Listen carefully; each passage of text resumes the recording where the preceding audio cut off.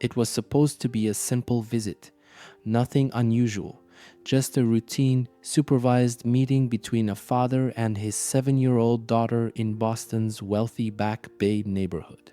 Sandra Boss, the girl's mother, had made sure of it. She didn't trust her ex-husband. Something about him always felt off.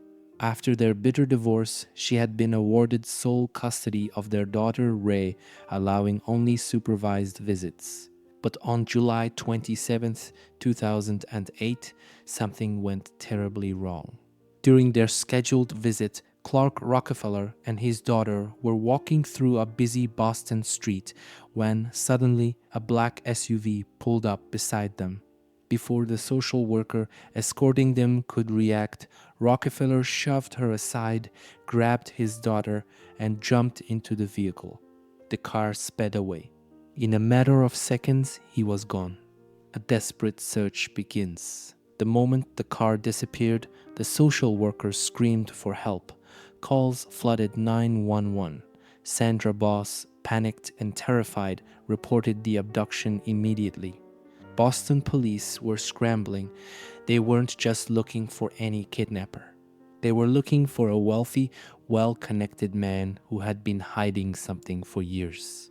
But something was off. Why did the FBI get involved so quickly?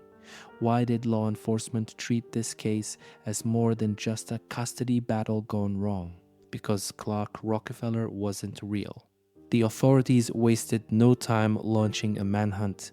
They knew that every second counted. Child abductions often ended in tragedy. But this was no ordinary case. Clark Rockefeller had planned this escape meticulously.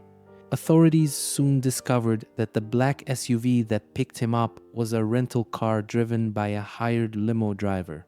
Rockefeller had paid the driver in cash and instructed him to take him and his daughter to New York City.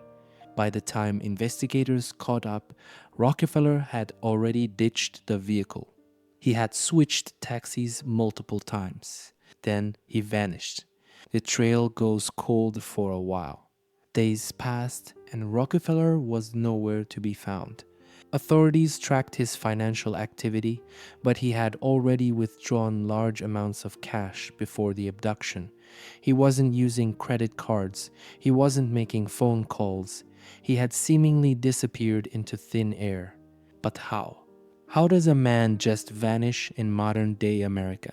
Because Clark Rockefeller never existed in the first place. When authorities dug deeper, they made a chilling discovery. The name Clark Rockefeller didn't exist. Not officially, not legally, not anywhere. A break in the case. Then a critical lead came in. Someone recognized Rockefeller in Baltimore, Maryland. He was staying in a small apartment under a new alias, Chip Smith, and he was already making plans to disappear again. Authorities moved fast. When they stormed the apartment, they found Rockefeller and his daughter inside. She was safe. He was arrested on the spot. The kidnapping was over. But the real story was just beginning. Because when authorities tried to confirm his identity, they realized they weren't dealing with a wealthy Boston socialite at all. They were dealing with someone much more dangerous. So, who was Clark Rockefeller? Investigators ran his fingerprints through the system, and what they found sent a chill down their spines. This man had no record, no social security number, no birth certificate, nothing. Clark Rockefeller, the Harvard-educated millionaire, the art dealer, the elite socialite, was a complete fabrication. He had never existed. His real name, Christian Karl Gerhartsreiter, a German immigrant who had arrived in the United States in the late 1970s, reinventing himself over and over again. A man who had spent his entire life pretending to be someone else. But that wasn't the most terrifying part, because when investigators looked deeper, they found something far worse than fraud. They found a connection to a decades-old murder. A murder where he was supposed to be the victim. Authorities were stunned. How had he pulled this off? For decades, Christian Karl Gerhartsreiter, under the alias Clark Rockefeller, had embedded himself in the highest levels of society. He attended exclusive art galleries, mingled with Harvard graduates, and even rubbed shoulders with the wealthy elite of New York and Boston. He had no credentials, no proof of his past, yet people trusted him. They believed in his fabricated legacy, his air of aristocracy, his carefully rehearsed stories. At times, he claimed to be a baronet from England. Other times, he introduced himself as a Wall Street banker. He always had just enough knowledge, just enough charm to sell the lie. But beneath the tailored suits and sophisticated accent, there was something much darker. How had this man gone from a master manipulator to a kidnapper? And more importantly, was kidnapping the worst thing he had done? Investigators had barely scratched the surface when they uncovered something truly disturbing. This wasn't just about fraud. It wasn't just a man living under a stolen identity. This man had a link to a murder, a cold case from the 1980s. And here's the most chilling part. The victim in that case was supposed to be him. At least that's what authorities had believed for over 20 years. To understand what happened, we have to go back to California, back to the 1980s. Before he was Clark Rockefeller, before he was Chip Smith, before he was Christopher Crow, Christian Karl Gerhartsreiter had yet another identity. He called himself Christopher Chichester. In the early 1980s, he arrived in San Marino, California, a quiet, wealthy community known for its affluent residents and sprawling estates. He charmed his way into the lives of John and Linda Sohus, a young married couple who lived with John's mother Diddy. Linda was artistic and free-spirited. John was a computer enthusiast, eager to make a name for himself in the tech world. And Christian, posing as Christopher Chichester, was the mysterious European guest living in their guest house. Then, one day, they vanished. John and Linda's friends were worried. The couple had disappeared without a trace, no goodbye, no last-minute calls, nothing. At first, their sudden absence was brushed off. Maybe they had gone on a trip. Maybe they were busy with new jobs. But as weeks turned into months, the silence became impossible to ignore. Then something strange happened. Postcards started arriving. They were postmarked from France and sent to family and friends. The messages inside, bizarre and unsettling. The letters claimed that John and Linda had been hired for a secret government project, one so confidential that they had to cut all contact with their previous life. That sounded odd. John and Linda had never mentioned anything about government work before. And then there was the biggest red flag of all, the handwriting. It didn't look like John's or Linda's. The letters were written by someone else, someone who needed people to believe that John and Linda had left on their own. But why? For years, the case went cold. No leads, no suspects, no evidence. John and Linda had vanished, and without any proof of foul play, authorities had nothing to investigate. The missing couple became a quiet mystery, a story only whispered about in the wealthy enclaves of San Marino. Until nearly a decade later, when a shocking discovery changed everything. In 1994, construction workers were digging in the backyard of the Sohus property. They weren't searching for anything sinister. The new owners of the house were simply installing a swimming pool. But as they dug deeper, their shovels hit something solid, something not meant to be found. A skull, wrapped in plastic bags, bludgeoned to death. Authorities were called immediately. As they excavated the site, they uncovered more bones, carefully buried and concealed. Through forensic testing, the remains were identified. It was John Sohus, but Linda, she was nowhere to be found. Had she disappeared on her own, or had her fate been even worse? John Sohus' remains had been found. Linda was still missing, but there was one person who could have all the answers: their mysterious tenant, Christopher Chichester. Except there was a problem. When authorities began searching for Chichester, they hit a dead end because, according to all available records, he was already dead. At least that's what everyone thought. His trail had gone cold in the mid 1980s, shortly after John and Linda vanished. There was no driver's license, no tax filings, no financial transactions.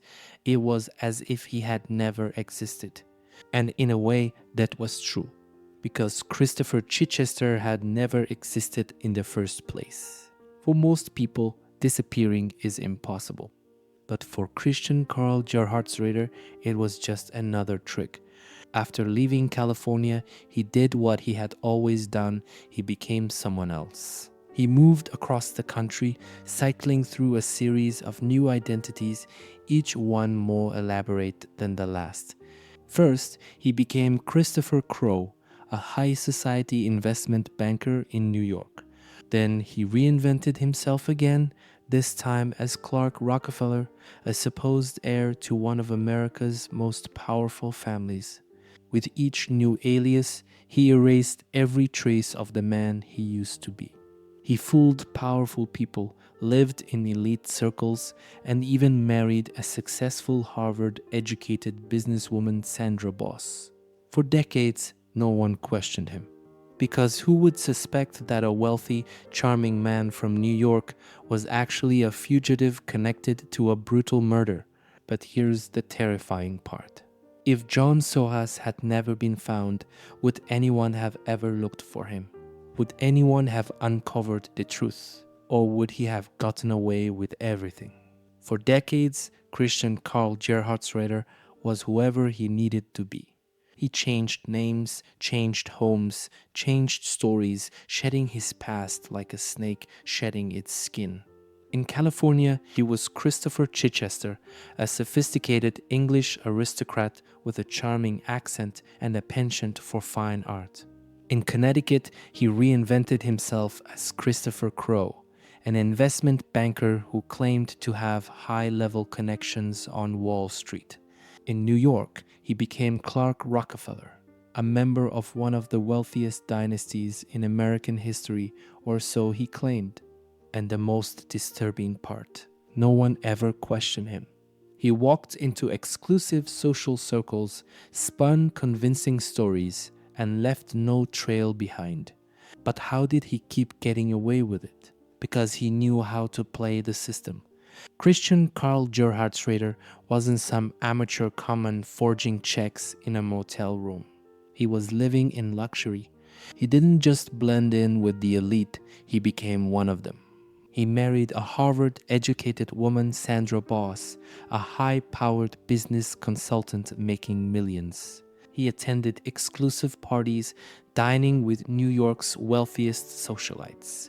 He rubbed shoulders with the elite, discussing fine art, real estate, and investment opportunities, none of which he actually knew anything about. And it worked. Because who would dare question a Rockefeller? Who would suspect that the well-dressed, well-spoken socialite was actually a fugitive tied to a decades-old murder case? No one did. Not his friends, not his neighbors, not even his wife, until it was too late. If he hadn't kidnapped his daughter, would he have ever been caught? Would anyone have ever connected him to a cold-blooded murder from the 1980s? Or would he still be living another lie, hiding behind another carefully crafted identity? In some ways, the kidnapping was his only mistake. For years, he had evaded suspicion. He had manipulated and deceived everyone around him. But when he snatched his own daughter and tried to disappear, he made one critical error. He left too many loose ends, too many people watching, too many people asking questions. And for the first time in decades, someone finally saw through the lies. Once Christian Karl Gerhartsreiter was arrested for the kidnapping of his daughter, authorities decided to dig deeper. Who was this man, really? They ran his fingerprints, they searched his past, and then they did something he never expected. They ran his DNA. What they found was irrefutable. It linked him directly to the Sohus case. It was no longer just speculation, no longer just a missing persons case. It was murder. The forensic evidence was clear. He had killed John Sohus. But what about Linda? Had she escaped, or had she met the same fate? And if she had, where was she buried? Even after all these years, one mystery remains. Linda Sohus' body has never been found, which raises the terrifying question. Did she run away? Or did she suffer the same fate as John? And if she was murdered, where is she buried? Gerhardsreiter has never confessed to Linda's fate. Was she killed before she had a chance to escape? Or did she witness something she shouldn't have and was silenced? With no remains, no witnesses, and no answers, the truth is still buried somewhere, perhaps forever. In 2013, Christian Karl Gerhartsreiter finally stood trial for the murder of John Sohus. For decades, he had lied, manipulated, and deceived and gotten away with it. But now he was face to face with the truth he had tried to bury. And this time, the jury didn't believe his lies. He was found guilty of John's murder, sentenced to 27 years to life in prison. But here's the real question. Was John his only victim, or were there others? Because when someone is willing to kill once, what are the chances it was their first time?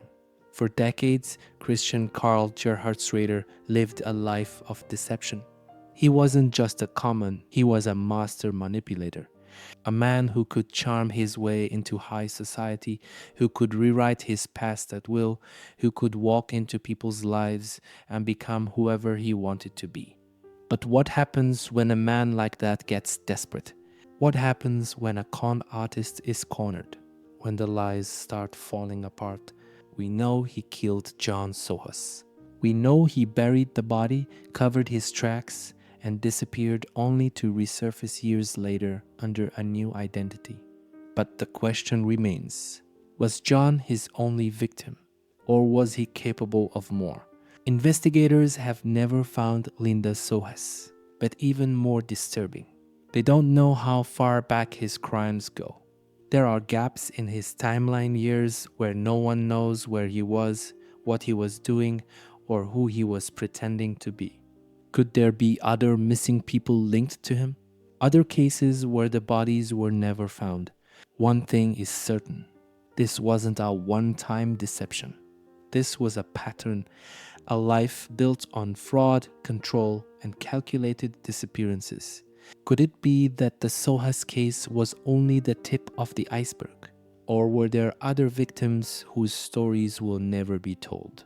Christian Karl Gerhartsreiter was supposed to be dead, a victim who had vanished. Instead, he turned out to be a cold-blooded killer, a ghost who fooled the world. For years, he was the man who never was, a Rockefeller, a Crow, a Chichester, a ghost. And for a long time, he got away with it. But is this story truly over? Even behind bars, Gerhardsreiter has never confessed to Linda's fate, and investigators have never been able to answer the biggest question of all. Was John the only one, or will his other secrets stay buried forever? For decades, one question has remained unanswered. What happened to Linda Sohus? We know John Sohus was murdered. His remains were found buried in the backyard of his childhood home, wrapped in plastic, a victim of blunt force trauma. But Linda, she simply vanished. No body, no evidence, no trace. So where is she? Did she run away? One of the earliest theories suggested that Linda left voluntarily, that she had been involved in something dangerous and fled. But that theory falls apart quickly. Why would she leave behind her entire life, her family, her friends, her belongings without a word? And why would John be buried in the backyard while Linda was never seen again? Would she have willingly abandoned her husband? Or is it more likely that something happened to her too? Was she another victim? If Christian Karl Gerhartsreiter was willing to murder John, why wouldn't he kill Linda as well? Maybe she witnessed something she wasn't supposed to. Maybe she confronted him about John's disappearance. Or maybe she was the intended target all along. If that's true, then comes the next terrifying question. Where is her body? Did he hide her remains somewhere else? John was buried in the backyard, but Gerhardsreiter had time to cover his tracks. If he disposed of Linda separately, it could explain why her remains have never been found. He had ample time to move her body, take her somewhere isolated, bury her where no one would ever look. Could she be buried somewhere nearby? Or did he take her somewhere far away, leaving a mystery that may never be solved? Does Gerhardsreiter know the truth? The only person who knows the full story is Gerhardsreiter himself. But he has never confessed. Not to Linda's whereabouts, not to Linda's fate. And after all these years, he shows no sign of ever telling the truth. Will he take that one final secret to his grave?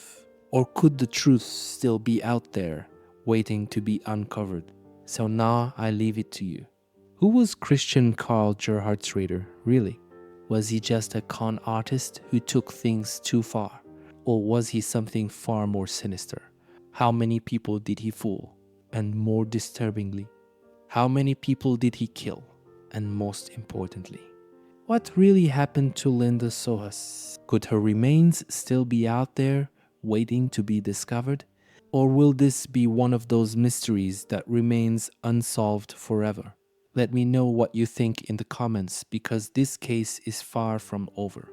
And maybe, just maybe, someone out there still knows the truth.